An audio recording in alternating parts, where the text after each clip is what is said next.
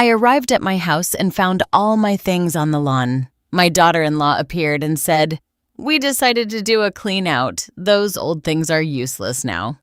I looked her in the eyes and answered calmly, "Then I'm also going to clean out what's no longer useful to me." I took out my phone. It was time to show who really calls the shots here. I will never forget that moment, that precise instant when my life split in two. I had just returned from Phoenix. I had buried my younger sister, Grace. After watching her suffer for 6 months with cancer, I was still wearing the black funeral dress stuck to my skin. I could still smell the damp earth and withered flowers. I could still hear my nephews' cries as they said goodbye to their mother.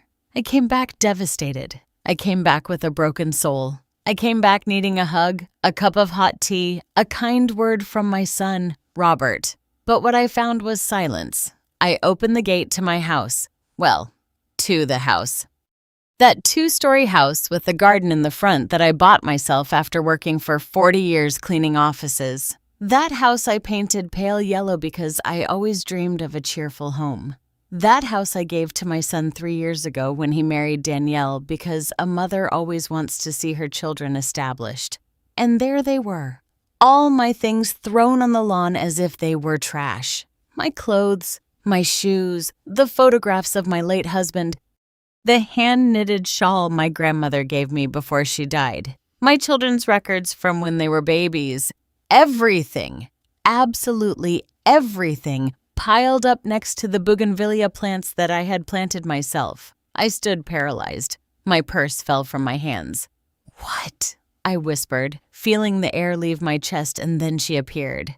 Danielle came out of my house with a smile on her face. She was wearing a new dress, the kind that costs at least $300. Her hair was freshly styled, her nails perfect, her makeup flawless. She looked as if she had just left a beauty salon while I had just come from burying my sister. "Oh, Mom, it's so good you're back," she said in that sweet, fake voice she always used with me. "We decided to do a deep clean of the house. You know, all those old things took up so much space and, well, they're useless now." I stared at her. My hands were shaking. "Old things?" I repeated slowly. "Danielle, those are my belongings. There are my children's photo albums, my personal documents, the clothes of—" "Oh, yes, I know." She interrupted me with a wave of her hand as if shooing a fly. "But we needed the space in your room. We're going to turn it into the baby's room. Didn't Robert tell you I'm 3 months pregnant?" I felt a punch in my stomach. Pregnant? And I was finding out like this after my things were thrown out onto the street. "Danielle, I need to talk to Robert," I managed to say, though my voice was cracking. "He's at work, Mom. He gets home late, but don't worry. We left a little spot for you. Come on, I'll show you." She took my arm with that feigned familiarity that irritated me so much. She led me to the back of the house, to the small utility room we used to store tools and bags of cement. She opened the door. "Tata, you can stay here." We cleaned it up a bit. Put in a folding bed. It's tiny, but it's enough. But we do need you to be discreet, you know, with the baby on the way. We don't want any stress or people getting in the way. I looked at that room. It was no more than 6 feet by 6 feet. It smelled of dampness. The only window faced a dark alley. The folding bed had a thin, stained mattress. Something inside me broke, but something else, something deeper. It ignited. I looked her in the eyes. Danielle was still smiling, expecting me to bow my head, to accept, to say, "Thank you for leaving me a corner in the house that I bought." Instead, I took a deep breath. "You know what, Danielle?" I said with a calmness I didn't know I had. "You're right. It's time for a clean out, a deep clean out of everything that no longer serves me." Her smile faltered for just a second. I took my cell phone out of my pocket. I looked for a number I had saved for years. "Mr. Mendice, my lawyer." "What are you doing?" Danielle asked, the fake sweetness gone from her voice. "Cleaning up," I replied. "Exactly what you suggested." I dialed the number. I listened to the ringing tone. And as I waited for them to answer, I looked Danielle straight in the eyes. For the first time in 3 years, I didn't look away. Because in that moment, I understood something. I had given that house out of love, but I had never ever given away my dignity. And they were about to find out who really called the shots here. If you want to know how a woman who lost everything reclaimed her power, subscribe to this channel because this story is just beginning. And what comes next, nobody expects. Mr. Mendes answered on the third ring. "Carol, what happened?" His voice sounded worried. He knew I had just buried my sister. "Mr. Mendes, I need to see you tomorrow morning. It's urgent," I said without taking my eyes off Danielle. She had completely lost that fake smile. Now she was looking at me with narrowed eyes, calculating, dangerous. "Are you okay?" asked the lawyer. "No, but I'm going to be," I replied and hung up. Danielle crossed her arms. "I don't know what you're planning, Mom, but I'll remind you that this house belongs to Robert, and I'm his wife. So if you want to stay here, you're going to have to follow our rules." I clenched my teeth. I wanted to scream at her that I had bought that house with the sweat of 40 years cleaning other people's bathrooms, that every brick in those walls carried my sacrifice, that Robert was barely 25 years old when I gave it to him, without asking for a single dollar in return. But I said nothing because I had learned something in my 67 years of life. Words without power are just noise, and I needed to get my power back first. "Okay," I said simply. "I'll stay in the utility room." Danielle blinked, surprised. I think she expected a fight, expected drama, expected me to cry or beg. "Oh, good. I'm glad you understand," she said, regaining some of her composure. "And another thing, there's no more room in the refrigerator for your things. So you'll have to buy your own food and keep it in your room. We can't be sharing the kitchen at all hours either. The doctor says I need to avoid stress." I nodded slowly. "Of course, no problem." "Perfect." "Well then, welcome to your new space," she said, and went inside the house, swaying her hips as if she had just won a battle. I was left alone in that tiny room. I closed the door, and then only then did I allow myself to cry. I cried for my sister Grace. I cried for my husband, who had been dead for 10 years. I cried for the woman I had been strong, hardworking, proud. I cried for my son, Robert, who once hugged me and told me, "Mom, you're my hero." When had everything changed? I sat on that folding bed that smelled musty. I looked around. The walls had damp stains. The light bulb hung from a bare wire. There wasn't even a nail to hang clothes on. But then I remembered something. I remembered my mother, who had raised 5 children alone after my father abandoned us. I remembered how she would tell us, "Daughters, a woman isn't strong because of what she has. She is strong because of what she is capable of rebuilding when everything is taken from her." I wiped my tears. I took out my cell phone and started taking pictures of the room, of my belongings thrown on the lawn, of everything. Because if life had taught me anything, it's that the truth always needs proof. That night, Robert arrived after 11 o'clock. I heard his car park. I heard voices. I heard Danielle's sharp laugh. I waited. I thought he would come to see me, that he would knock on the utility room door, that he would ask me how I was after my sister's funeral. But he didn't come. At 12 o'clock at night, when I couldn't take it anymore, I left the room. I walked barefoot down the hallway of my house, feeling the cold tiles under my feet. I knocked on the master bedroom door. "Robert," I called softly. Silence. "Robert's son, I need to talk to you." The door opened just a crack. My son peeked his head out. He looked tired with dark circles under his eyes, thinner than the last time I had seen him. "Mom, it's late," he whispered. "What's wrong?"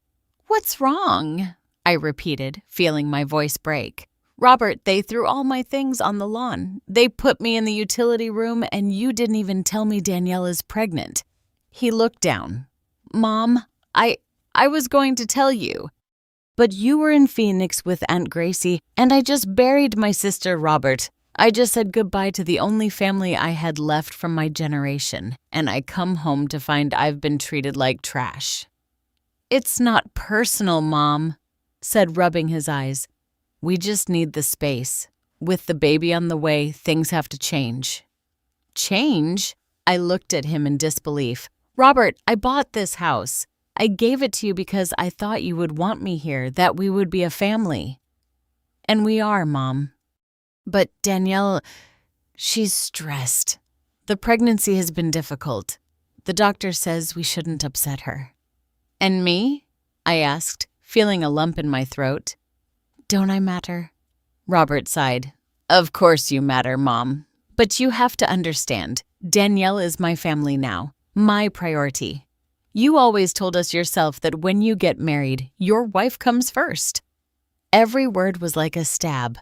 "Not like this, son," I whispered. "Not like this. Mom, please. We're tired. We'll talk tomorrow, okay? Try to be understanding." And he closed the door. I stood in that hallway trembling. My son, my Robert, the boy whose diapers I changed, whom I taught to read, whom I hugged every time he cried. That son had just closed the door in my face. I returned to the utility room like a ghost, but I didn't cry anymore because something inside me had changed. The sadness was turning into something else, into determination, into silent fury, into the absolute certainty that this could not be left like this. I sat on that folding bed and opened my nightstand drawer. In there, I kept something no one knew I had. An old notebook where I kept a record of all the house expenses since I had given it to Robert. I started to turn the pages, and what I saw froze my blood. But it also gave me the first weapon I needed to fight. What I discovered that night changed everything. And the worst part is, they had no idea what was coming. The notebook trembled in my hands. It was 2:00 in the morning. The utility room was completely silent. The only sound was the dripping of a leaky faucet somewhere in the house. I turned the pages slowly, feeling my heart beat faster with every line I read. I had always been organized with money. I had to be. When you grow up poor, you learn that every dollar counts. So when I gave the house to Robert, I asked him for something very simple. "Son, I just want you to keep me updated on the important expenses, not to control you, but because this house is your asset and assets need to be taken care of." He had agreed. During the first year, Robert would show me the receipts, tell me about the repairs. We were a team, but since he married Danielle, everything had changed. I looked at the numbers again, feeling the blood rush to my head. In the last 8 months, huge transfers had been made from the family bank account. I had access to the bank statements because Robert had given me a debit card for emergencies, but I had never used it. I only checked the transactions occasionally. And now, seeing it all together, the reality hit me like a punch. $4,500 in January. Living room remodel, $5,200 in February. New furniture, $3,800 in March, no description. $6,100 in April. Trip to Miami, $4,800 in May. Various purchases, $5,400 in June. Decoration, $7,300 in July, no description. $7,900 in August. Baby expenses. I added it up mentally. It was hard because my hands were trembling so much I could barely hold the pencil. $45,000, almost half $100,000 in 8 months. Where had that money come from? Robert earned a good salary as an engineer, about $3,500 a month. But after paying for utilities, food, and gas, there wasn't that much left over. Definitely not enough to spend more than $5,000 a month on extras. Then I remembered something that froze my blood. When I gave the house to Robert, I also left him access to a savings account I had maintained for years. It was money from my severance package when I retired, plus some savings I had put together, almost $60,000. I told him, "Son, this is for emergencies, so you'll never lack anything." With trembling hands, I searched through my papers until I found the last statement for that savings account. I opened it, and my world collapsed. Current balance $8,954.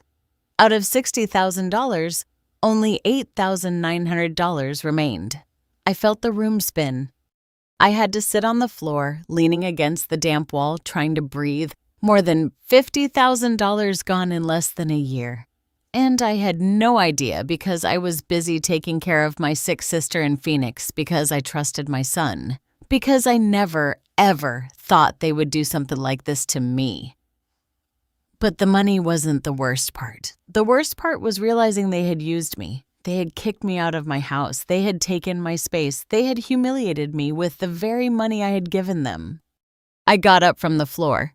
My legs were shaking, but I walked to the room's window. Outside, in the dark alley, I could see the light from the neighbor's kitchen. Lucy. She always woke up early to make biscuits and sell them before dawn. She was an older woman like me, a widow like me, a woman who had worked her whole life to raise her children. And in that moment, I needed to talk to someone.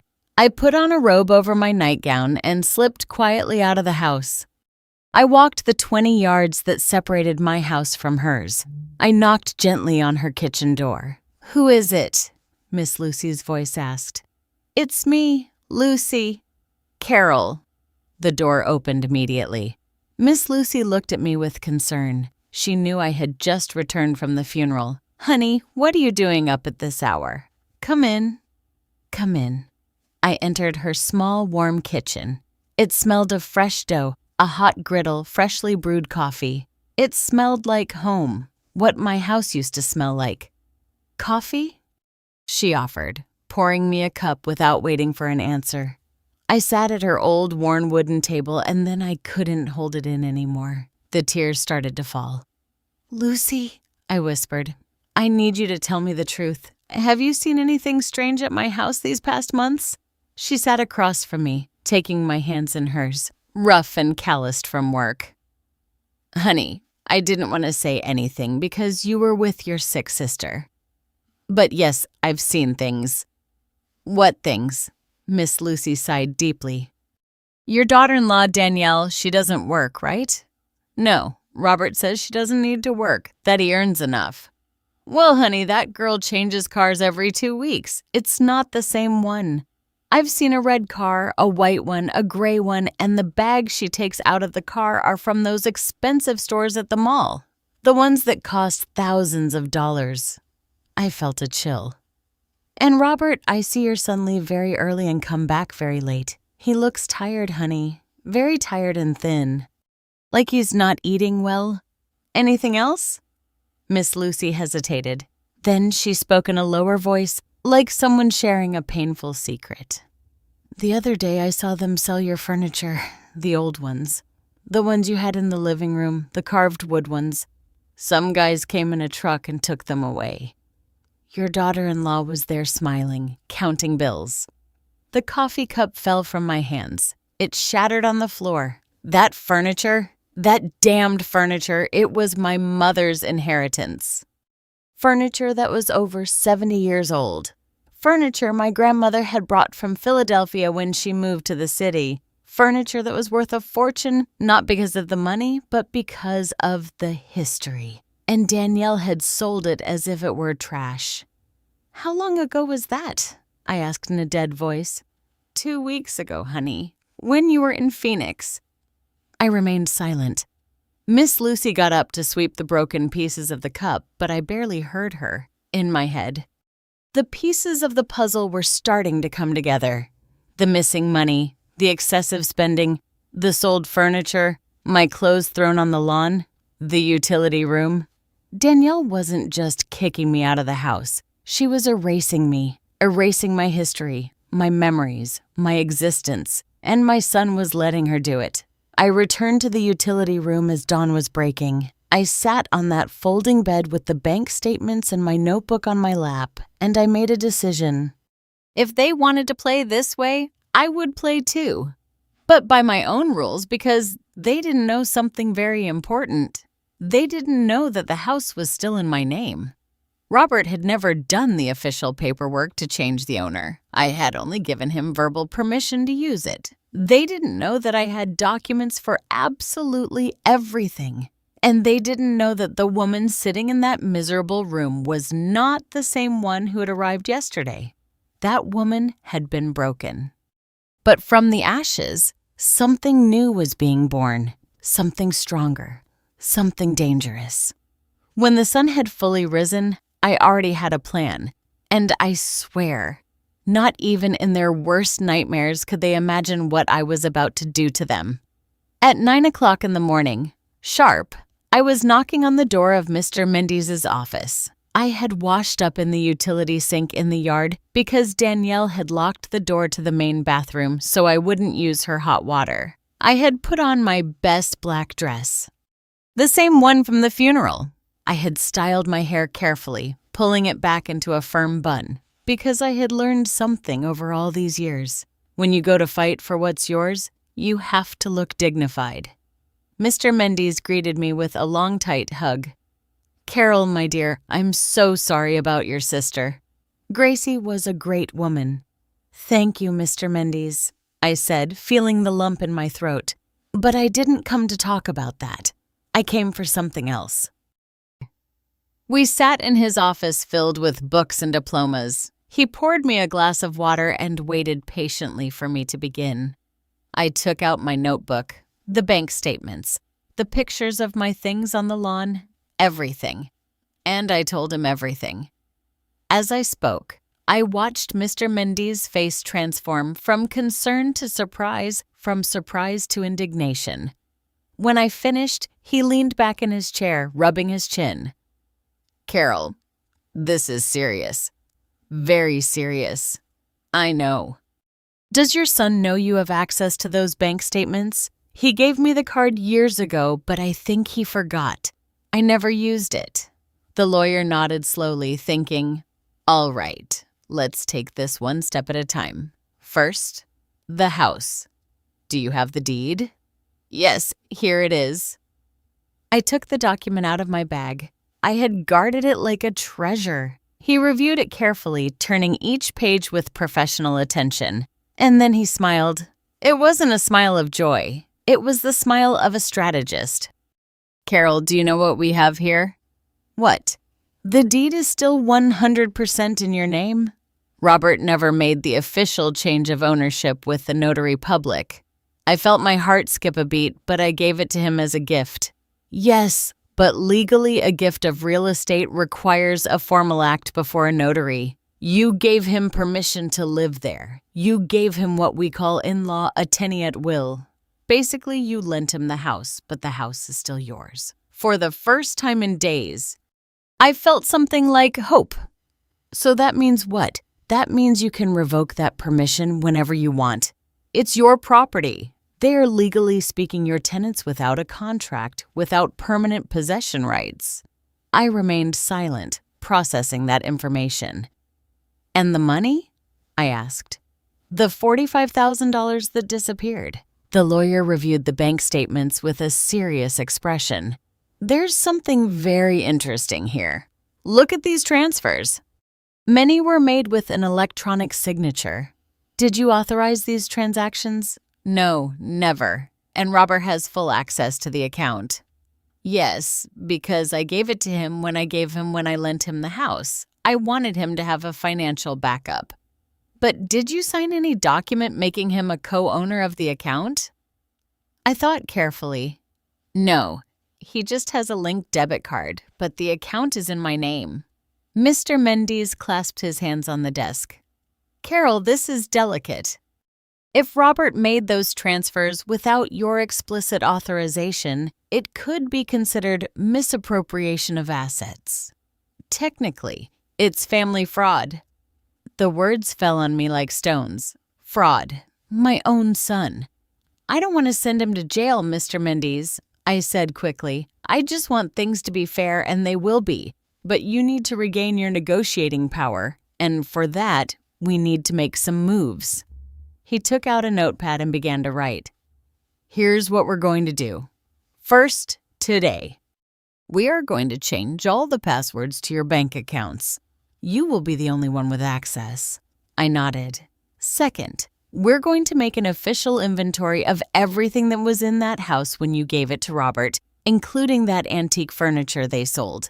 You are going to formally report the unauthorized sale of your property." "Can I do that?"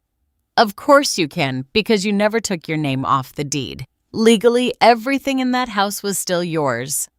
I felt the strength return to my body.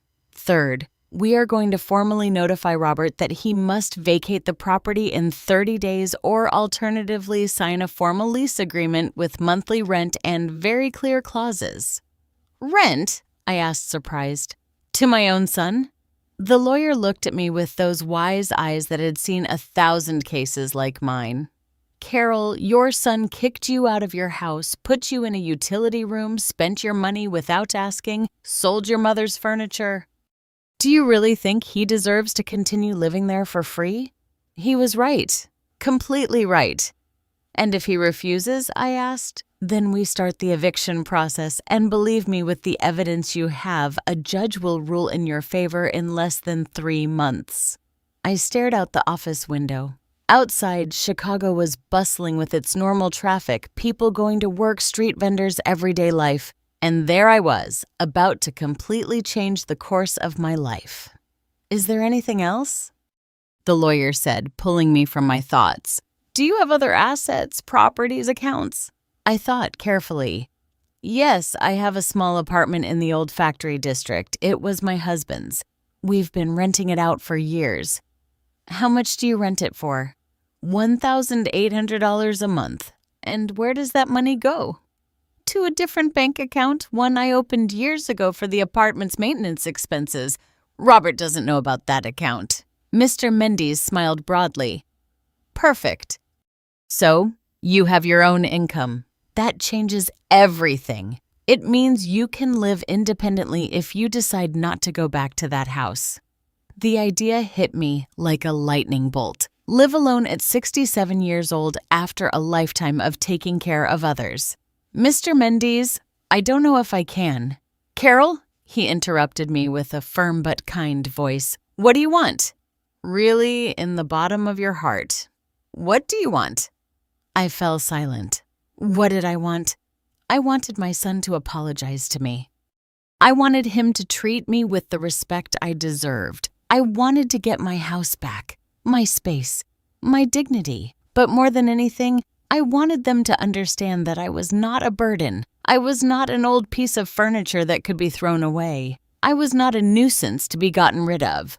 I was Carol Rodriguez, Salazar's widow, a woman who had worked for 40 years without a break, a mother who had raised 3 children alone after being widowed, a woman who deserved respect. I want justice. I said finally, I want them to learn that you can't treat people like that, especially your own mother. Mr. Mendes nodded.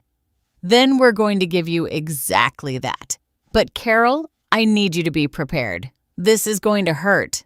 There will be tears, screams, pleading. Robert is going to try to make you feel guilty. Danielle is going to make up stories. They're going to say you're a bad mother, that you're selfish, that you're crazy. They already say all of that to me, I whispered. But now it's going to be worse because now you're fighting back. And when you fight back, people show their true colors. I took a deep breath. I'm ready. Are you sure? I thought of my mother's furniture sold like trash. I thought of the missing money. I thought of the damp, dark utility room. I thought of the door slammed in my face. Yes, I said with a firm voice. I'm sure. Then, let's begin. I left Mr. Mendes' office 3 hours later. In my bag, I carried new documents, changed passwords, a detailed action plan, and something more important. I carried hope. I walked through the downtown streets with a firm step. I bought myself a coffee and a sweet roll at a bakery. I sat on a park bench and ate peacefully, watching people pass by. And for the first time in weeks, I smiled because they thought they had defeated me. They thought they had broken me. They thought I was going to bow my head and accept my fate as an old invisible woman. But they were very, very wrong. I was not a defeated woman. I was a woman preparing for war, and they had no idea what was coming for them. Robert and Danielle were about to get the surprise of their lives, and I was going to be there to see it all. I returned to the house around 6 o'clock in the evening. I was carrying 3 grocery bags. I had bought what I needed to prepare food in the utility room: a small electric grill, disposable plates, a small pot, some basic groceries. If they wanted me to live like a tenant, I would do so, but with dignity. When I entered, I heard voices in the living room. Many voices. I peeked in carefully. Danielle was there, dressed up as if for a magazine. She was wearing a pale pink dress that must have cost thousands of dollars. Next to her were her parents. Mr. Armstrong, a burly man with a mustache and an air of importance, and Miss Beatrice, a thin, elegant woman who always looked at me as if I were something stuck to her shoe. Robert was also there, dressed in a shirt and dress pants, uncomfortable, pulling at his collar as if it were choking him. "Mom!" Danielle exclaimed when she saw me with that sing-song fake voice. "So glad you're here. I prepared a family dinner. My parents wanted to better understand our situation, as if it were a problem that needed to be solved." "Good evening," I greeted briefly, trying to pass towards the utility room. "Oh, no. Danielle approached me, taking my arm firmly. "I've already prepared everything. It would be rude if you didn't join us. Besides, we need to talk about some important things." I had no choice. I sat at the dining room table. My table, the one I had bought at an antique market 15 years ago. Danielle served dinner with a perfect smile. Chipotle-style chicken, red rice, salad. Everything looked delicious. Everything smelled like home. But the atmosphere was as tense as a guitar string about to snap. "Miss Carroll," Mr. Armstrong began, wiping his mouth with a napkin. "My daughter has told me there have been some misunderstandings lately."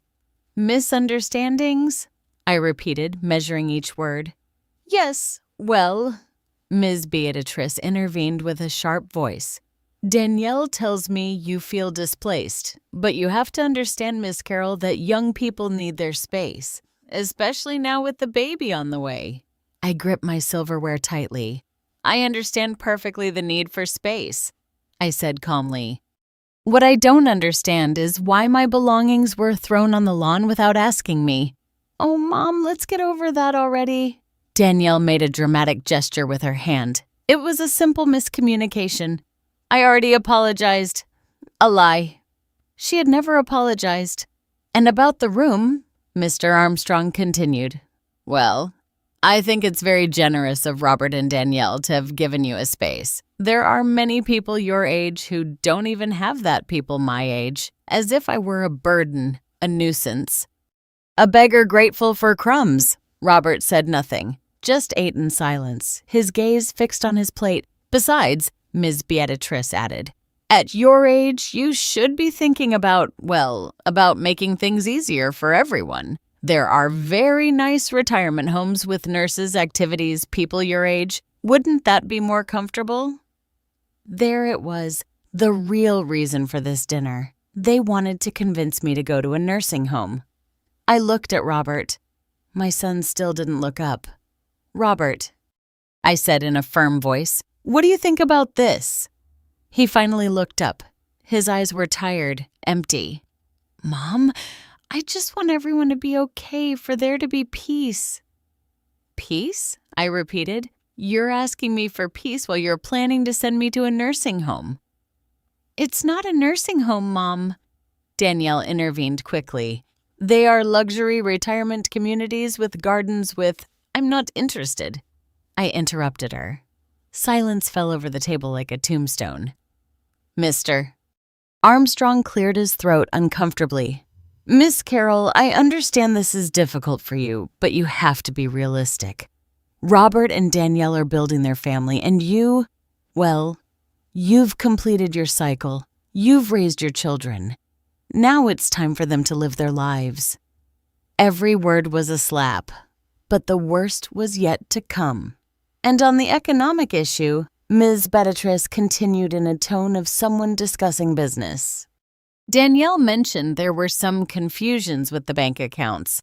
There it was the real reason for the dinner. They had realized they could no longer withdraw money. There were no confusions, I said in a clear voice. I simply changed the passwords to my accounts as I should have done from the beginning. Danielle dropped her silverware with a theatrical crash.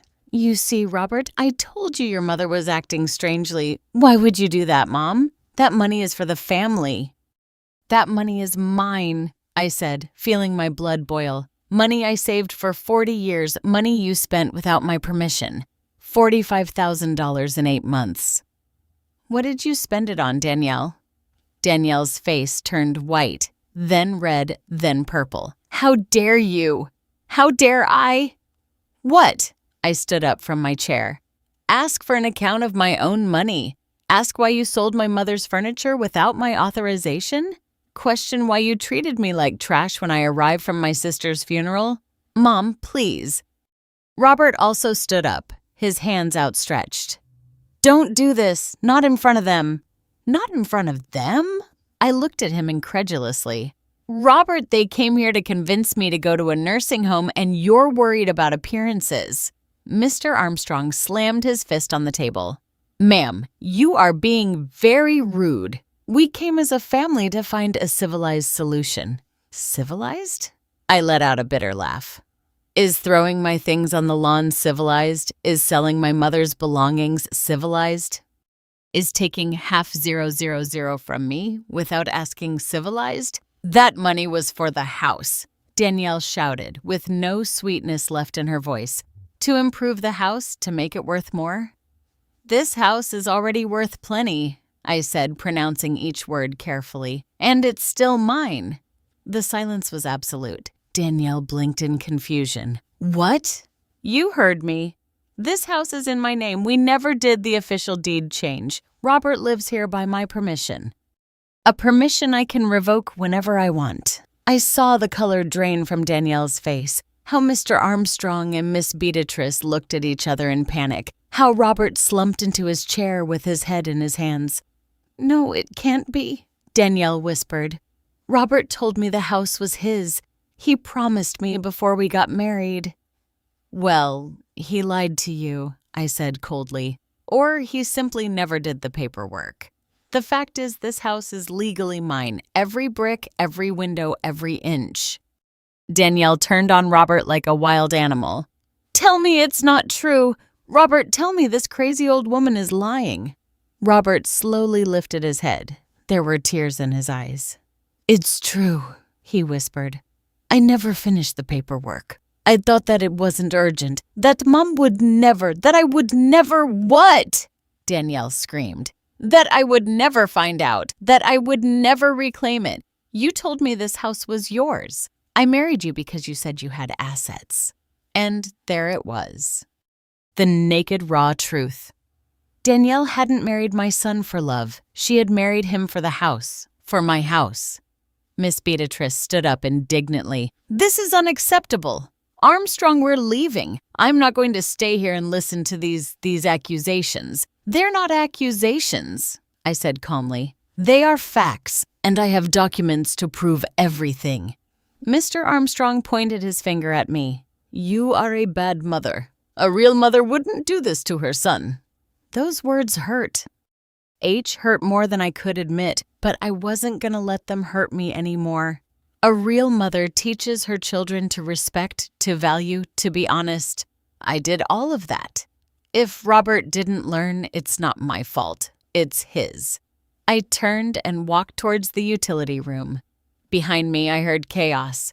Danielle crying hysterically, Ms. Beatrice screaming insults, Mr. Armstrong demanding explanations, Robert trying to calm everyone down. I closed the door to the room and leaned against it, trembling. It had been the toughest confrontation of my life, but also the most necessary. And it was just the beginning. That night around 11, I heard violent banging on the room door. Mom, open up. We need to talk. It was Robert. I didn't open it. Mom, please. Danielle is very upset. The doctor said she can't get stressed because of the baby. I still didn't open it. What do you want me to do? Beg for your forgiveness on my knees? Cry?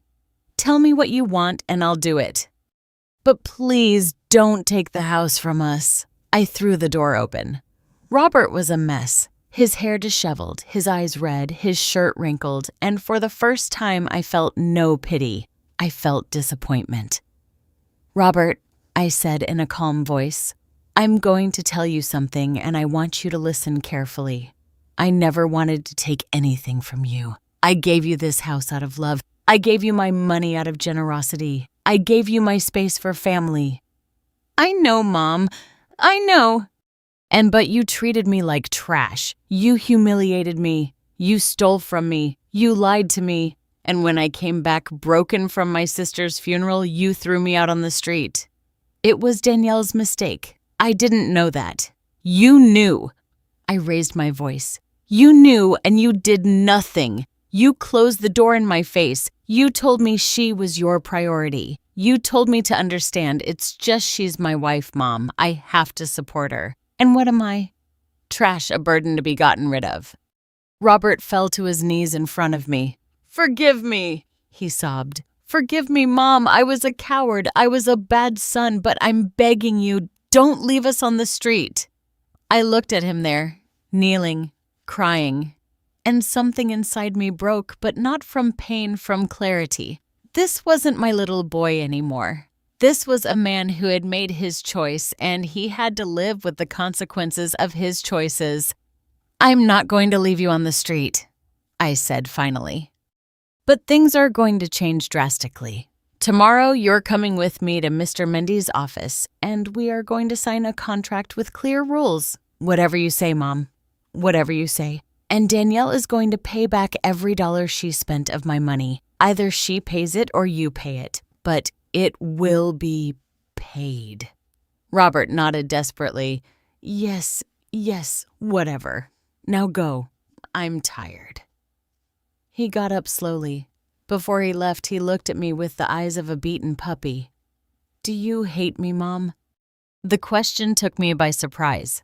No, Robert, I said sadly. I don't hate you, but I don't recognize you either. The son I raised would never have done this to me. I closed the door, and for the first time in days, I slept soundly because I knew I had won the first battle. But the war was just beginning. The next morning, Robert and I went to the lawyer's office, and what happened there changed everything forever. Robert arrived on time at Mr. Mendy's office, but he wasn't alone. Danielle came with him, clinging to his arm like a tick. She wore dark glasses that covered half her face and held a tissue in her hand, ready for drama. When they saw me sitting in the waiting room, Danielle stopped short. She's coming, she whispered to Robert, though loud enough for me to hear.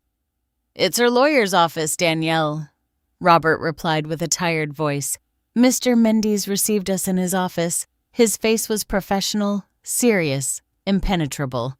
Good morning, Mrs. Carroll, Mr. Robert, Mrs. Danielle. Please have a seat. We sat down. Danielle couldn't stop looking around suspiciously like a caged animal looking for an exit. All right, the lawyer began. I've called you here because there are legal matters we need to resolve formally. First of all, let's clarify the situation of the property.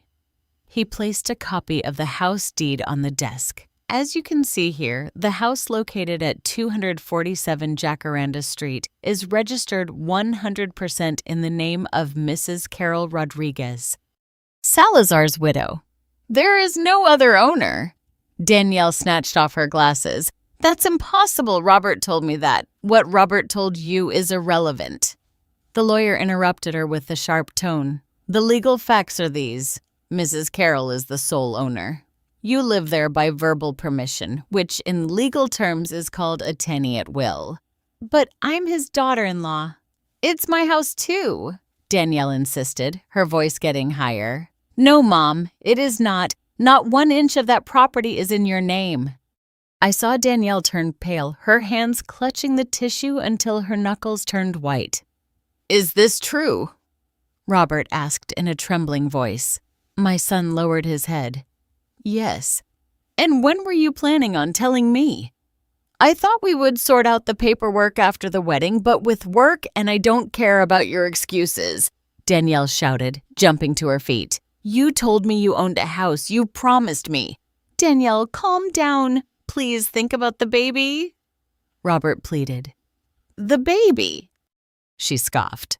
"Right, the baby who's going to be born in a house that isn't even yours." Mr. Mendes tapped the desk gently. "Ma'am, please sit down. There are more matters to discuss."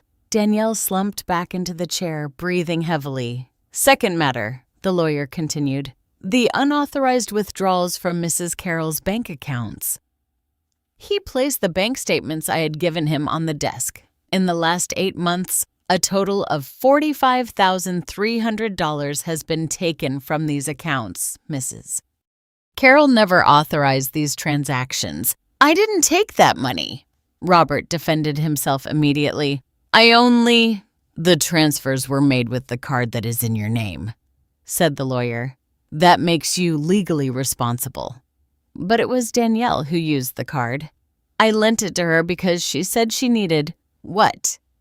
Danielle stared at him with wide eyes. "Now you're going to blame me. You were the one who bought the new furniture, who organized the trip to Miami, who spent $6,000 on clothes.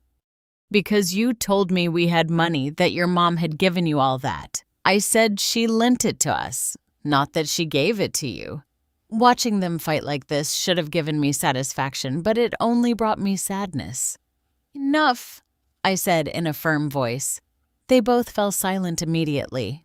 "I don't care who spent the money. You are both responsible, and that money will be returned. All of it. Down to the last dollar." "Mom, we don't have $45,000, Robert said desperately. "My salary barely covers." "Then you will pay it in installments with interest. The lawyer will draw up a payment plan." "Interest?"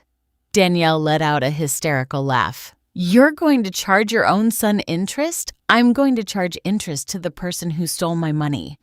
"Yes, it's not theft. It's family money. It was my retirement money," I said, feeling my voice break. "Money I earned cleaning bathrooms and offices for 40 years. Money I was going to use for my medical expenses when I got older. And you spend it on trips and clothes." Danielle opened her mouth to reply, but no words came out. "There is one more issue," Mr. Mendes continued. "The antique furniture that was sold without authorization. According to Mrs. Carroll, they were pieces over 70 years old, a family heirloom. How much did you sell them for?" Absolute silence. "How much?" I repeated. Robert swallowed hard. $1,500. I felt the world stop. $1,500? I whispered. "You sold my mother's furniture, hand-carved mahogany pieces. Furniture that was worth over $10,000 for $1,500. The buyer said they were very old, that they needed restoration," Robert mumbled. "Because they were antiques," I exploded, getting up from my chair. "That's why they were worth so much. That furniture was the last inheritance I had left from my mother." "Mom, what does it matter anymore?" Danielle said with annoyance. "They were just old furniture." Something inside me snapped, but not from sadness, from fury. I approached Danielle slowly. She leaned back in her chair, scared. "Just old furniture," I said in a dangerously low voice. "Just old furniture." My grandmother brought that furniture from Philadelphia on a freight truck in 1952. My mother polished it every Sunday after church. I taught Robert to read at that table. We had family dinners there for 30 years. I didn't know." Danielle stammered. "You didn't know because you never asked? Because to you, anything that isn't new and expensive is worthless, just like me. An old woman who is useless, a burden to be gotten rid of." "That's not true." "No." I took out my cell phone and showed them the pictures I had taken the day I arrived from the funeral. Look at this. Look. My things thrown on the lawn. My photos, my clothes, the memories of my dead husband all thrown out like trash. Danielle looked at the photos and turned pale. I thought they were things you didn't use anymore. And that's why you threw them out without asking me. Without waiting for me to come back from my sister's funeral. We needed space for the baby. You had the whole house, I shouted. A 2-story house with 4 bedrooms. Why did you need my room? Why did you need to humiliate me? Danielle covered her face with her hands and began to cry. But it didn't move me anymore. I had seen too much. I had suffered too much. Mr. Mendes, I said, turning to him, I want them out of my house. I want to start the eviction process. No! Robert shouted, jumping up. Mom, please, we can't leave. We have nowhere to go. Danielle is pregnant. You should have thought of that before you treated me the way you did. Mrs. Carroll, the lawyer intervened. Legally, I can start the eviction today. They have to vacate in 30 days.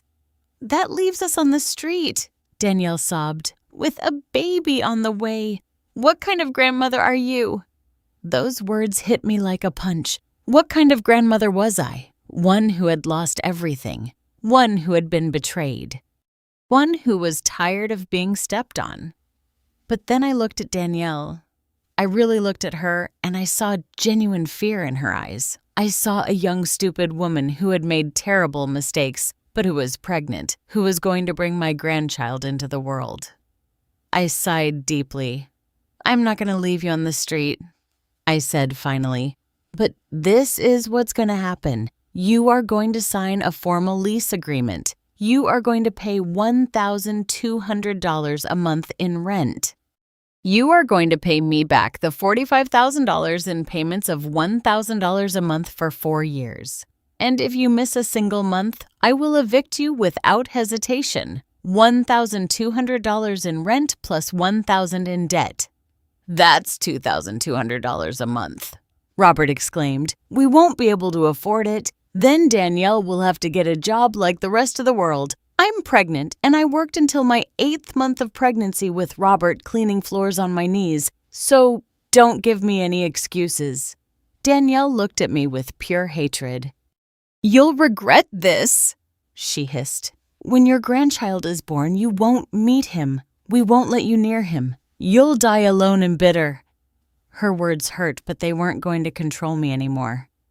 If that's my cross to bear, I'll bear it, I replied. But I will never be a slave in my own house again. Mr. Mendes prepared the documents right there. Robert signed them with trembling hands. Danielle refused to sign at first, but Robert forced her to.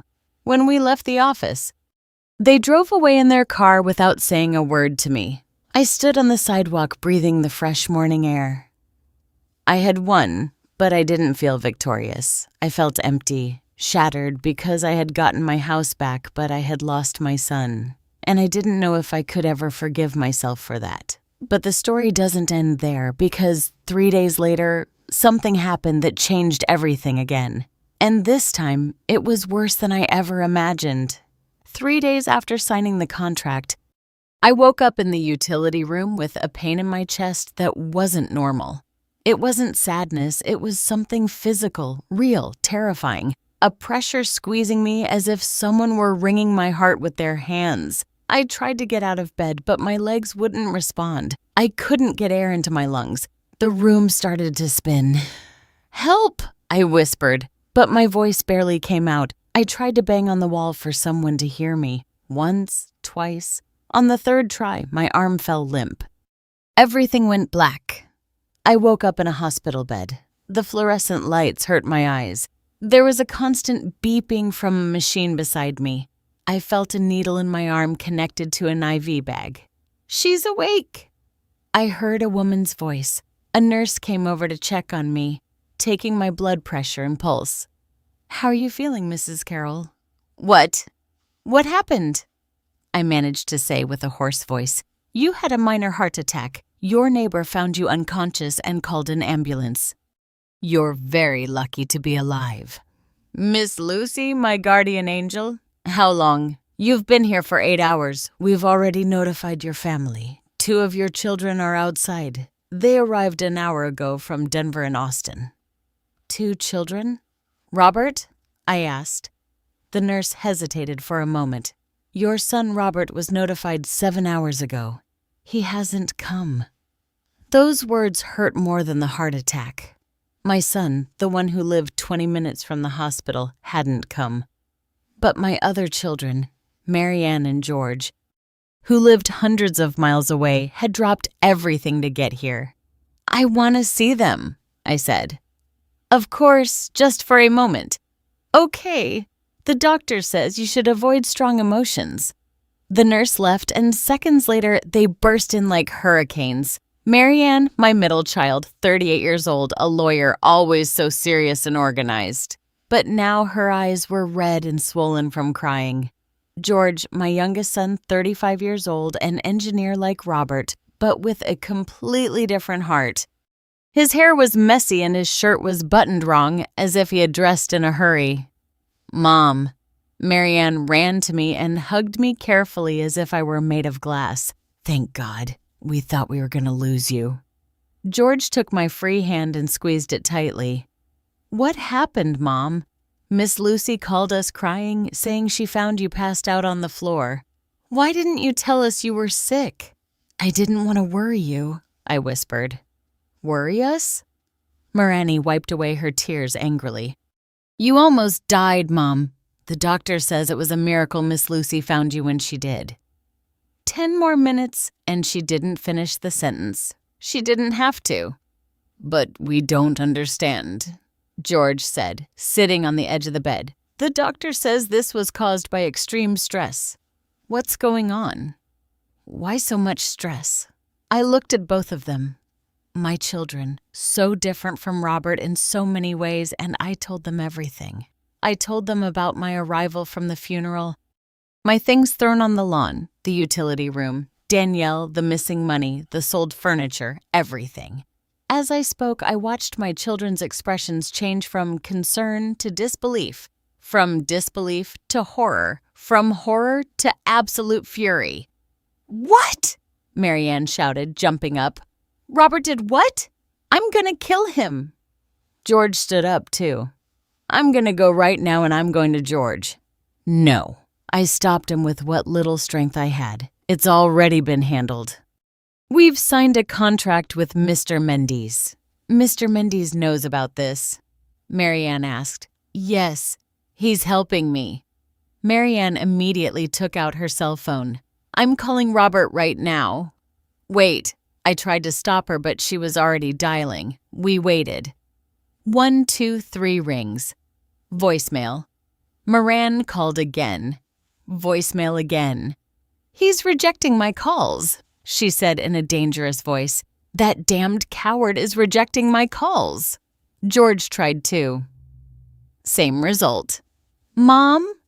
Marianne said, putting her phone away with jerky movements. When you get out of here, you're coming with me to Denver. I can't. Yes, you can. And you will. I'm not going to let you continue living in those conditions. I don't live in the utility room anymore. I rented a small apartment with the money from the rent of the building in the old factory district. What building? George asked, confused. One I inherited from your father. We've been renting it out for years. You didn't know because I always save that money for emergencies. My children looked at each other. Mom, George said slowly, how many more secrets do you have? They're not secrets. They're precautions. You learn to take care of yourself when you're a widow. Marianne sat down next to me again, taking my hand in both of hers. Mom, listen to me carefully. Robert has no right to treat you like this. I don't care if he's my brother. What he did is unforgivable. He's married. He has to choose his wife. Choosing his wife doesn't mean humiliating his mother. George exploded. I'm married, Mom. I have 2 kids, and Andrea would never ask me to treat you like that. Never. And if she did, he continued without hesitation, then she wouldn't be the woman I want to be with. A good wife doesn't make you choose between her and your family. A good wife integrates. She doesn't disintegrate. Those words made me cry because George was right. A good partner doesn't force you to abandon your own. Mom, Marianne said in a firm voice, I need you to understand something. You gave us everything. You worked until you broke so we could study. You paid for our college. You helped us when we needed it. Now it's our turn to take care of you. I don't want to be a burden. You are not a burden, Marianne shouted. You are our mother. And the fact that you think you could be a burden breaks my heart. George came over and hugged both of us. Mom, when you get out of here, we're going to fix everything. I'm going to talk to Robert personally, and if he doesn't change his ways, if he doesn't apologize on his knees, then I will disown him as my brother too. I don't want you to fight because of me. It's not because of you, Mom. It's about what's right. And what Robert did is wrong. At that moment, the doctor came in, an older man with glasses and a serious expression. Salazar family, I need to talk to you about Mrs. Carroll's condition. We all tensed up. The minor heart attack was caused by acute and prolonged stress. Your mother's blood pressure was at dangerous levels. If we don't make drastic changes to her lifestyle, the next one won't be a minor one. It will be a full-blown heart attack and likely fatal. The words fell like stones. What does she need? Marianne asked immediately. First, completely eliminate the sources of stress. Second, daily medication to control her blood pressure. Third, psychological therapy. Because the damage is not just physical, it's also emotional. And fourth, a real support network. Family that takes care of her, not destroys her. George and Moran nodded. She'll have it all. George said, You have my word. The doctor looked directly at me. Mrs. Carroll, what is causing you the most stress right now? The question took me by surprise. I thought of Robert, of Danielle, of the utility room, of the sold furniture, of the humiliation. My eldest son, I said finally. And the situation with him. Then, by medical prescription, I recommend that you temporarily cut contact with that situation for at least 3 months. You need to heal, and you can't heal if you keep getting wounded. Those words were like a release. A doctor was giving me permission to step away, to take care of myself, to set boundaries without guilt. I'll do it, I said. Marianne squeezed my hand, and we will be with you every step of the way. I left the hospital 2 days later. Moran stayed with me in a nearby hotel. George had to go back to Austin for work, but he called 3 times a day. Robert M. never showed up. Not a call, not a message, nothing. But I wasn't expecting anything from him anymore because I had discovered something important in that hospital bed. I had been looking for love in the wrong place. Robert had shown who he was, and I had to accept it. But Marianne and George, they showed me I wasn't alone, that I still had family. Real family. A week later, I was sitting in the small apartment I had rented with the rent money. It was a modest place, 1 room, a small kitchen, a full bathroom, but it was mine. Clean, tidy, peaceful. Marianne helped me decorate it. We bought plants, new curtains, a comfortable rocking chair for reading, and for the first time in months, I felt at home. I was having coffee at the small table by the window when my cell phone rang. An unknown number. I hesitated before answering. Hello, Mrs. Carroll. This is Mr. Mendes. Mr. Mendes. Good morning, I have some news. Robert just made the first payment, $2,200. $1,200 for rent and $1,000 for the debt. I remained silent, processing. Really? Yes. And there's something else. Your daughter-in-law, Danielle, got a job in a department store, a perfume saleswoman. I couldn't help but smile a little. Danielle, who had never worked a day in her life, now selling perfume. Life has strange ways of teaching lessons. Thanks for letting me know, mister. Mendes, there's something else. Carol, Robert called the office. He asked about you. He says that he needs to talk to you. I'm not ready for that, I said immediately. I understand. I just wanted you to know. I hung up and stared out the window. Outside, life went on. People walking, children playing, street vendors shouting their wares. And there I was, alive, breathing, healing. I had lost a lot, but I had also gained something priceless. I had won my dignity back. And no one ever again was going to take it from me. But Robert wasn't going to give up so easily, and what he did next forced me to make the most difficult decision of my life. 2 weeks after leaving the hospital, I was watering the plants on my small balcony when I heard knocking at the door, loud, desperate, insistent. Mom, please, I know you're in there. It was Robert. I froze, the watering can still in my hand. Mom, we have to talk. Please, it's important. I didn't want to open it. The doctor had told me to avoid stress. Marianne had made me promise not to see Robert until I was stronger. But he was my son, and as much as he had hurt me, he was still my son. I opened the door just a crack. Robert looked destroyed. He had lost at least 20. He had deep, dark circles under his eyes. His clothes hung on his body as if they were 2 sizes too big. He looked like a ghost of himself. What do you want, Robert? I asked in a neutral voice. I need to talk to you, please. 5 minutes. The doctor forbade me from stressful situations. I know. Miss Lucy told me, Mom, I didn't know you were so sick. If you had known, you were notified 7 hours before your siblings, and you didn't come. Those words hit him like a slap. I saw his eyes fill with tears. Danielle wouldn't let me go. She said it was a trick of yours to manipulate me, that you wanted to play the victim. I believed her. And by the time I realized my mistake, you had already left the hospital and I didn't know where you were. Marianne and George found me without a problem. Because they are better children than me, he said with a broken voice. Mom, please, just let me in for 5 minutes. I need to tell you something important. Against my better judgment, I opened the door. Robert entered and looked around the small apartment. I saw shame on his face, pain, regret. It's nice, he said in a low voice, small but cozy. It's what I can afford with the rent from your father's building. He sat on the sofa carefully, as if he were afraid of breaking something. Mom, I came to tell you that you were right about everything. I looked at him suspiciously. Danielle is destroying me, he continued. Ever since we signed the contract and she had to get a job, she's become unbearable. She complains all the time, saying everything is my fault, that I promised her one life and gave her another.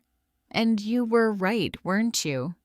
I said without emotion, you promised her a house that wasn't yours. I know. He put his face in his hands. I know, and it was my mistake. A huge mistake, but Mom, I'm trapped. I have a baby on the way. I can't get a divorce now. Is that what you came to tell me? To cry about your marital problems? No. I came to... He took a deep breath. I came to ask for your forgiveness on my knees if necessary. For everything, for throwing your things out, for the utility room, for the money, for grandmother's furniture, for slamming the door in your face, for not going to the hospital, for being the worst son in the world. Tears streamed down his cheeks, and I felt nothing. That was the most terrifying part, that my own son was crying in front of me, and I felt no urge to comfort him.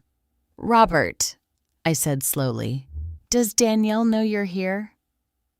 He shook his head. I slipped out while she was at work. If she finds out, she'll go crazy. Why? Because she's still angry with you. She says you ruined our lives, that you took everything from us. I let out a bitter laugh. I didn't take anything from you. I set boundaries. There's a difference. I know, Mom. But she doesn't see it that way. And how do you see it? Robert looked up at me. I see that I lost my mother for a woman who doesn't even respect me. who yells at me, who blames me for everything, who threatens to take my son away from me if I don't do what she says. Then divorce her, I said simply. I can't. We're expecting a baby. Robert, I was 7 months pregnant with George when your father died. I had to go on alone. If you can work, you can support your child, with or without Danielle. But no buts. Either you stay with her and accept the consequences, or you separate and build a new life. But you can't go on like this, destroying yourself, and you can't come here expecting me to solve your life for you. Robert was silent for a long time. You don't love me anymore, Mom? He asked in a small child's voice. That question broke my heart. I will always love you, Robert. You are my son. I carried you in my womb. I raised you. I taught you to walk, to talk, to read, but I don't trust you anymore. And I'm not sure if I'll ever be able to again. What do I have to do? He pleaded. Tell me what I have to do to earn your trust back. Grow up, I said simply. Stop being a child who expects his mom to solve everything. Make decisions like an adult. Stand up for what's right, even if it's hard, and if I change, will you forgive me? I don't know, Robert. Honestly, I don't know. He slowly got up from the sofa. He looked older than he was, tired, defeated. Then all I can do is show you with actions, he said. No more words. He walked to the door. Before leaving, he turned one last time. When the baby is born, would you come to meet him? The question caught me off guard. If you truly invite me, if you treat me with respect, if Danielle accepts my presence without drama, then yes, I'll go. Thank you, Mom. And he left. I stood in the middle of the apartment, trembling. Marianne was right. Seeing him had been stressful, but also necessary because Robert needed to hear the truth, and I needed to tell it to him. That night, I couldn't sleep. I kept replaying the conversation in my head. Robert's words, his devastated face. Had I been too harsh, too cold? Or was I just protecting my heart from more pain? At 2:00 in the morning, my cell phone rang. It was Marianne. Mom, are you awake? Yes, dear. What's wrong? I just got a very strange call from a woman who says she's Danielle's mother. My blood ran cold. Miss Beatrice, what did she want? She wants to meet with you. She says it's urgent that she has information you need to know about Danielle and Robert. Information? What kind of information? She wouldn't tell me over the phone. Only that it's serious and that it could change everything. My mind started spinning. Why would Danielle's mother want to talk to me after how she treated me at that horrible dinner? What do you think? I asked Marianne. I think you should hear her out, but not alone. I'm coming with you. Can you come from Denver? I'm already on my way. I left 2 hours ago. I'll be there tomorrow afternoon. My daughter always protecting me. Thank you, Marianne. That's what we're here for, Mom. No one is going to hurt you again. Not while I'm breathing. The next day, Marianne and I met with Ms. Beatrice at a coffee shop downtown. She arrived on time, but she looked different from the arrogant, elegant woman I had known. Her hair was unkempt, deep dark circles under her eyes. Her hands trembled as she held her purse. Thank you for coming, she said with a broken voice. What do you want, Miss Beatrice? Marianne asked in a professional and cold tone. Miss Beatrice took an envelope out of her bag. She placed it on the table. I need you to know the truth about my daughter, about what she really is. I opened the envelope with trembling hands. Inside were documents, many documents, bank statements, photographs, printed messages, and what I saw there left me breathless. Because Danielle wasn't just a manipulative and capricious woman, she was something much, much worse. And what I was about to discover was going to change everything. Absolutely everything. What Ms. Beatrice revealed to me that afternoon was so shocking I couldn't believe it. And when Robert found out, his world was going to completely collapse. My hands trembled as I reviewed the documents, credit card statements I had never seen before, all in Danielle's name, all with enormous debts, $23,000. I read aloud, feeling my mouth go dry. In credit card debt? How is that possible? Miss Beatrix's eyes were red. She looked years older than the last time I had seen her. My daughter is addicted to shopping, a compulsive shopper. She's been like this since she was 20. Her father and I have paid off her debts beyond 5 times. 5. And she always falls back into it. Marianne took the documents and reviewed them with a lawyer's eye. These cards were taken out 3 years ago, long before she married Robert. Exactly. Miss Beatrice nodded. Danielle met Robert on a dating app when she found out he had a house. Well, she saw the perfect opportunity. Wait, I interrupted her, feeling nauseous. Are you telling me my daughter-in-law married my son for personal gain? Not only that, my daughter lied to him about the pregnancy. The world stood still. What? I whispered. Ms. Beatrice took more papers out of the envelope. Medical records, prescriptions, printed text messages. Danielle can't have children. She's had a uterine problem since she was 18. We've known since then. The doctors were clear. Natural pregnancy is impossible. Marianne and I looked at each other in horror. But she is pregnant. We saw her at the dinner. The doctor mentioned it. He said she couldn't get stressed. She's lying, Miss Beatrice said with a broken voice. There is no pregnancy. There never was. Check these messages. She handed me her phone. They were WhatsApp conversations between her and Danielle. Danielle, I already told Robert I'm pregnant. He was so happy. Ms. Beatrice. Danielle. You can't do this. When he finds out you lied, Danielle, he's not gonna find out. I'll say I lost it in a few months, but by then I'll be well settled in the house. Miss Beatrice, this is wrong. Very wrong. Danielle, you never support me. Always criticizing. That's why I'm in this situation. I need this house. Mom, I need to get out of debt or they're gonna sue me. I felt like I couldn't breathe. Robert doesn't know any of this. Nothing. Danielle is very good at lying. Always has been. She bought maternity clothes. She looks up pregnancy symptoms online to fake nausea. She even bought positive pregnancy tests online to show him pictures. Why are you telling me this? I asked. You are her mother. Why betray your own daughter? Ms. Beatrice put her face in her hands and began to cry because I can't take it anymore. I can't keep watching her destroy lives. She has scammed 3 men before Robert.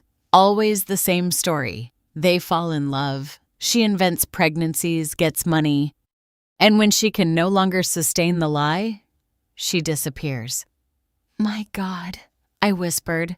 But this time it was different. This time she found someone who had a house and she decided to stay. And when you appeared as an obstacle, Elle saw her do horrible things, throw away your belongings, sell your furniture, humiliate you. And you said nothing, Marianne asked in a hard voice. I was afraid, Miss Beatrice cried. My daughter can be dangerous. She manipulates, lies, threatens. She told me that if I said anything to Robert, she would cut me out of her life forever. And she's my only daughter, my only baby. But she's not a baby anymore, I said in a firm voice. She's an adult woman who is committing fraud. And you are an accomplice by staying silent. Miss Beatrice nodded through her tears. I know. That's why I'm here, because yesterday Danielle came to ask me for more money. $5,000. She says she needs to get fake pregnancy tests done to keep deceiving Robert. And I can't go on with this anymore. I can't.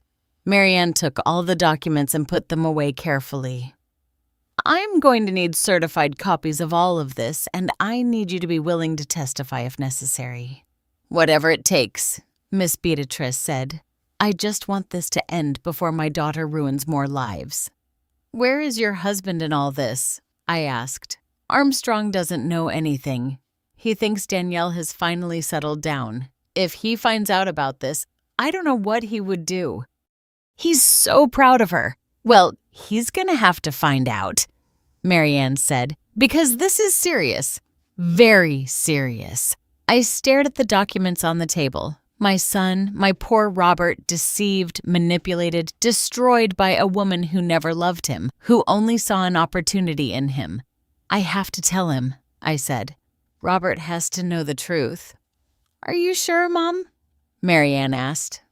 This is going to destroy him. He's already destroyed, but at least if he knows the truth, he can start to rebuild on a real foundation, not on lies. Ms. Beatrice took my hands. Thank you. Thank you for being more of a mother than I am, for protecting your son even when he didn't protect you. Her words hurt me because they were right. I was still a mother despite everything. That same afternoon, I dialed Robert's number. He answered on the second ring. Mom, Robert, I need you to come to my apartment now. It's urgent. Are you okay? Did something happen? I'm fine, but we need to talk. Bring Danielle with you. Danielle. But Mom? Robert, I said in a firm voice. Either you both come in an hour or I'm coming over there. And believe me, you don't want this conversation to be at your house, okay? Okay, we'll be there. I hung up and looked at Marianne. Are you ready? She asked. No, but we have to do it. 40 minutes later, there was a knock on the door.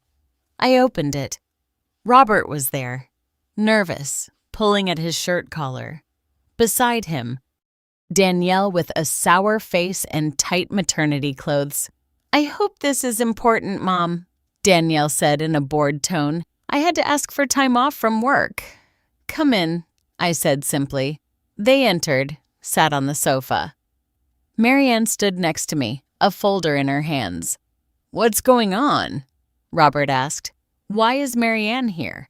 Because what I'm about to tell you is very serious and you need family support. I saw Danielle's face change from boredom to alert. Serious? She asked in a high-pitched voice. What are you talking about? I'm talking about lies, I said, looking directly at her. About fraud? About manipulation? I don't know what. Your mother came to see me, I interrupted, and she told me everything. I saw the color drain from Danielle's face. My mom. What did she say? Marianne opened the folder and started taking out documents. She said, you're not pregnant, that you never were. That you have a medical condition that prevents you from having children, and that you lied to Robert to keep the house. The silence was deafening. Robert slowly got up from the sofa. What? His voice came out as a whisper. What did you say? She's lying, Danielle shouted. My mom is crazy. She's making things up because she's jealous that I'm happy.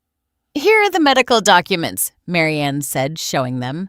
Certified with your full name. Diagnosis by cornate uterus with severe adhesions. Impossibility of natural pregnancy. Those are old from years ago. I'm better now. The date is from 6 months ago, Marianne said coldly, when you were already married to Robert. And here is the conversation with your mother, where you admit you're lying about the pregnancy. She showed him the phone with the messages. Robert took it with trembling hands. He read once, twice, 3 times, and then he collapsed onto the sofa with his head in his hands. No, it can't be, he whispered. Robert, my love. Listen to me! Danielle knelt in front of him. I am pregnant. I swear those documents are fake. Your mom forged them to separate us. Then why would your own mother give me this information? I asked. Because she hates me. Because she has always hated me. Danielle, Robert said in a dead voice, looking up. Show me recent pregnancy tests from a real doctor with your name on them. Danielle opened her mouth, closed it, opened it again. I have them at home. Liar, Marianne said. Your mother also told us you bought positive pregnancy tests online, that the whole thing has been a setup from the beginning. No, I am pregnant. I am. Then we're going to the hospital right now, Robert said, standing up. Now? And you're going to have an ultrasound in front of me. Danielle froze. It's late. The hospital's emergency rooms are open 24 hours a day. Marianne said, let's go now. No, I'm not going. I don't have to prove anything to you. And there it was. The wordless confession. Robert looked at her with eyes full of tears. "Tell me the truth," he said with a broken voice. "Please, just tell me the truth." Danielle was silent for a long time, and then slowly she began to cry. "I'm not pregnant," she whispered. "I never was." The cry of pain that came from Robert tore my soul apart. He put his hands to his head, pulling his hair, pacing in circles like a caged animal. "Why?" he shouted. "Why did you do this to me?" "Because I needed the house. Because I have debts, because I was desperate. And what about me? Didn't I matter? My feelings, my life, it was going to work. I was going to tell you I lost it in a few months, and that's it. Nobody had to get hurt. You destroyed me." Robert was crying his eyes out.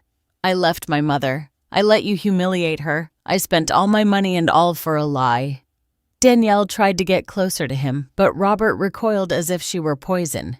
"Don't touch me. Don't ever touch me again. Robert, please get out." He roared, "Get out of here! I never want to see you again!" Danielle looked at me with pure hatred. "This is your fault," she hissed.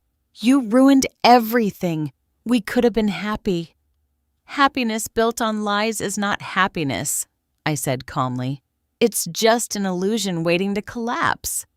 Danielle grabbed her bag and stormed out of the apartment, slamming the door. Robert collapsed on the floor, crying like a small child. I approached slowly. I sat on the floor beside him, and for the first time in months, I hugged him. "My son, my poor broken son. I'm sorry, Mom. I'm so sorry.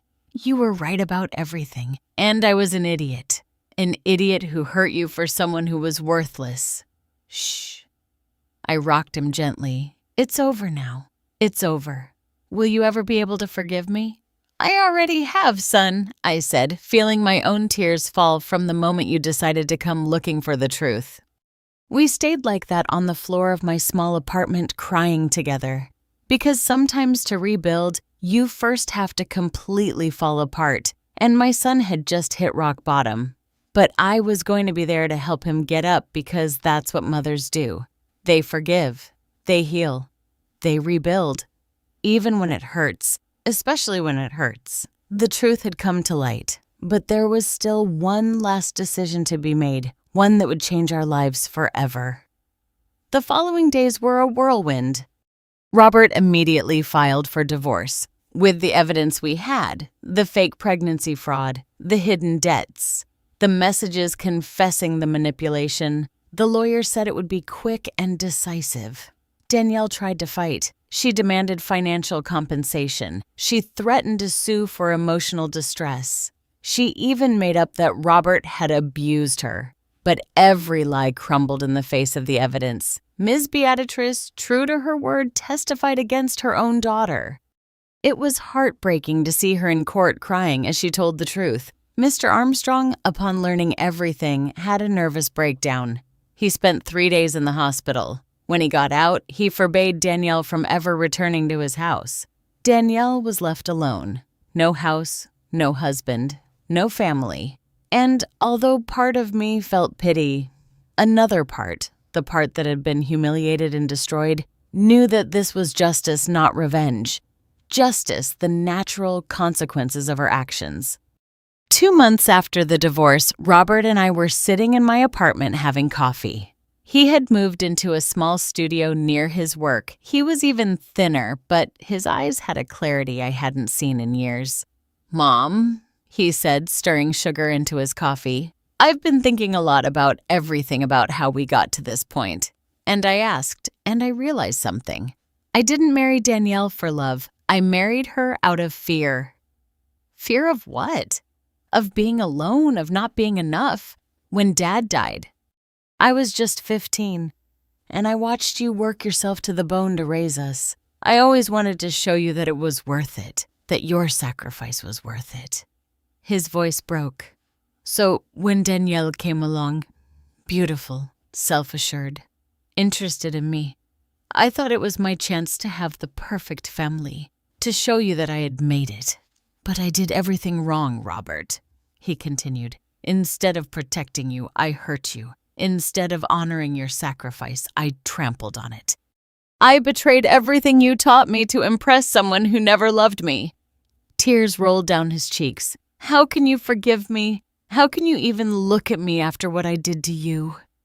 I got up from my chair and sat next to him. I took his face in my hands like when he was a child and had nightmares. "Robert, listen to me carefully. Everyone makes mistakes. Everyone. What's important isn't the mistake, but what you do after you make it. But you acknowledged your mistake. You asked for forgiveness. You ended a toxic relationship. You're rebuilding your life. That takes more courage than never making a mistake. Do you really forgive me? I already told you. I forgave you the moment you had the courage to seek the truth." We hugged tightly, and I felt something that had been broken between us begin to heal. It wasn't completely cured. There were still scars. It still hurt, but it was healing, and that was enough for now. 3 months later, my phone rang. It was an unknown number. "Hello, Mrs. Carroll. This is Mr. Mendes." "Mr. Mendes, what happened? I have news. Danielle was arrested this morning." My stomach dropped. "Arrested? Why?" "Fraud. It turns out that after the divorce with Robert, she tried the same trick on another man, a businessman from Queens. She told him she was pregnant, took money from his accounts, sold some of his belongings. My God. But this man was smarter. He hired a private investigator. He discovered her entire history. The previous scams, the fake pregnancies, everything. And he pressed criminal charges. And now she faces charges for aggravated fraud. It could be up to 8 years in prison.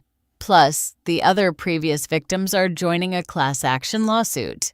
Her mother is testifying too. I was silent, processing the information. "How is Robert?" I asked. "Does he know?"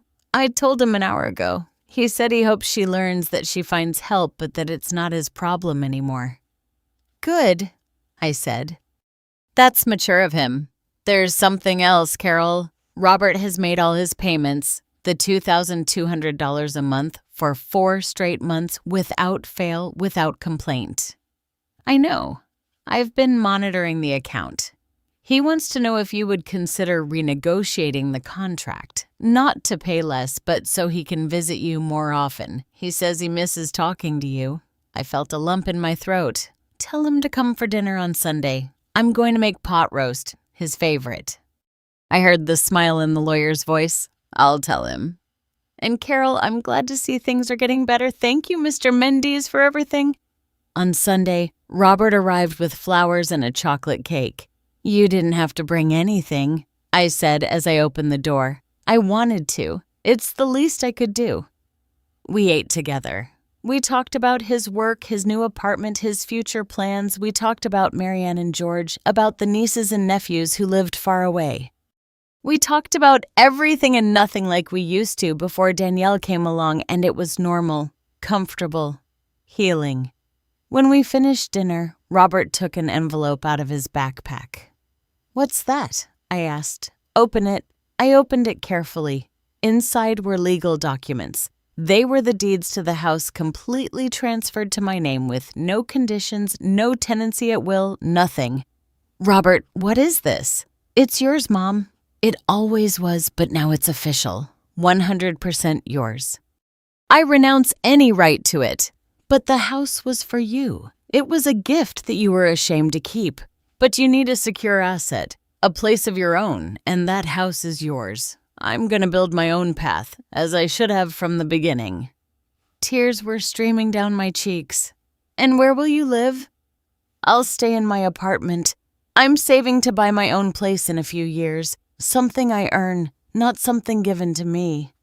"Let me do this, Mom. Let me show you that I've learned, that I've grown, that your sacrifice was not in vain." I hugged him tightly. My son, my little boy who was no longer a boy, who was finally becoming the man I always knew he could be. 6 months later, I was in that same house on Jacaranda Street. But now it was different.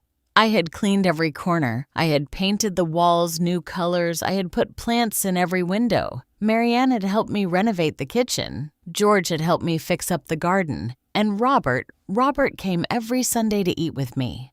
Sometimes he brought his siblings. Sometimes he came alone. But he always came on time.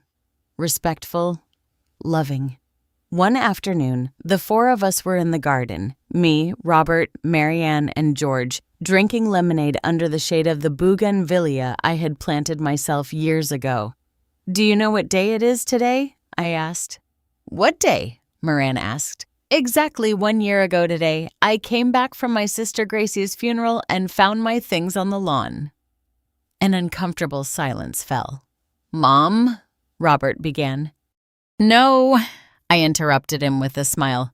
"I'm not saying it to make you feel bad. I'm saying it because a year ago I thought I had lost everything. My house, my dignity, my family, my son. I looked at the three of them. But what really happened is that I lost the illusions, the lies, the fake relationships. And when all that was gone, I discovered what really mattered." "What?" Jorge asked. "You. The ones who stayed. The ones who fought for me. The ones who showed me that family isn't perfect. But it can be real." Robert discreetly wiped his eyes. "I also discovered something about myself," I continued. "I discovered that I can be strong, that I can set boundaries, that I can demand respect without feeling guilty, that I don't have to accept crumbs of love. You taught us all a lesson, Mom."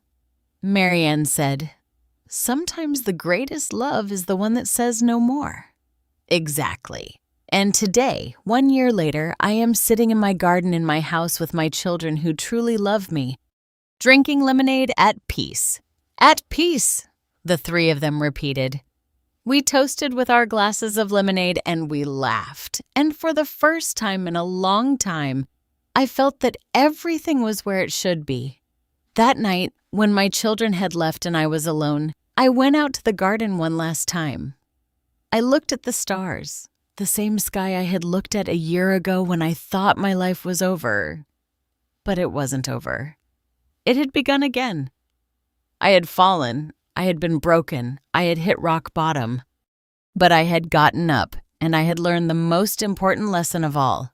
That dignity is not given away, it is defended. That respect is not begged for, it is demanded. That true love does not humiliate, it uplifts, and that it is never ever too late to clean your life of everything that doesn't serve you, even when it means being alone for a while, because being alone with your dignity intact is better than being accompanied in humiliation. I smiled, looking at the stars. "Thank you, Gracie," I whispered, thinking of my sister. "Thank you for teaching me that life is short and that it shouldn't be wasted on people who don't value us." The wind blew gently, rustling the bougainvillea, and I swear I felt my sister's answer in that wind. "You're welcome, little sister. Now live, truly live." And that's exactly what I did. I lived with dignity, with peace, with self-love, and with the certainty that I had won the most important battle of all. The battle for my own soul. If this story touched your heart, it's because something in it resonated with you. Maybe you too have been humiliated by someone who should love you. Maybe you too have felt that you are worthless, that you are in the way, that you should accept the crumbs. Let me tell you something from the bottom of my soul. You are worthy. You have always been worthy, and you deserve respect. It doesn't matter your age. It doesn't matter if you're a mother, grandmother, daughter, or sister. It doesn't matter how many times you've been made to feel small. You have a right to your dignity, to your space, to your peace, to your happiness. And if anyone makes you feel less than you are, then it's time to do a clean out. To say enough is enough.